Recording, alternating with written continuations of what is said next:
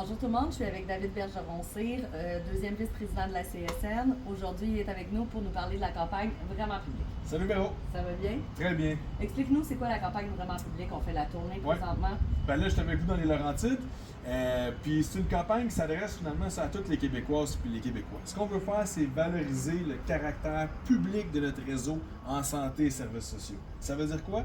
Ça veut dire qu'en ce moment, le gouvernement tente de nous faire croire qu'on devrait tout envoyer au privé et que tout va mieux aller. Mais la réalité, c'est que c'est faux. Ce qu'on a besoin là, plus que jamais, c'est de réancrer notre réseau en arrière de ces valeurs importantes qui sont la gratuité, qui sont l'accessibilité dans toutes les régions du Québec, comme par exemple les CLSC. Ça, on devrait investir là-dedans pour avoir un réseau décentralisé. Les CLSC, là, ça, c'est un outil incroyable qu'on a dans notre réseau, mais qui a besoin d'un peu d'amour. Quand tu dis la gratuité des services, là, présentement, le gouvernement, il nous envoie au privé avec la carte d'assurance maladie. Fait que les gens, ils s'en rendent pas nécessairement compte qu'on paye pas, mais qu'on paye d'une autre façon. Tu as absolument raison, parce que ce qui se passe, c'est qu'avec la carte d'assurance maladie, on va payer par nos impôts. C'est ça qui va se passer. On va payer plus cher, parce que c'est pas vrai que le même acte médical, le même soin de santé qu'on a au public, au privé, il va coûter la même chose. Ça va coûter plus cher. En fait, le privé, souvent, c'est moins efficace et ça coûte plus cher que le secteur public.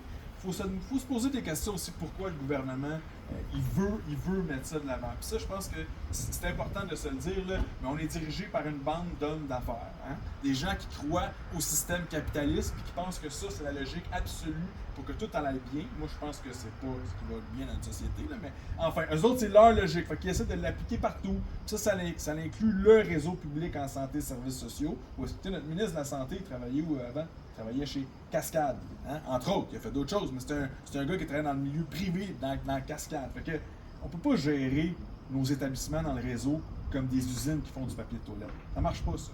C'est ça la vision du gouvernement. Tu sais, ils appellent ça l'évaluation de performance. Comme si on améliorait la santé populationnelle en calculant le nombre d'actes médicaux qu'on va faire par établissement. Ça marche pas, ça. Un peu comme la méthode Toyota que dans la dernière réforme, ils voulaient installer.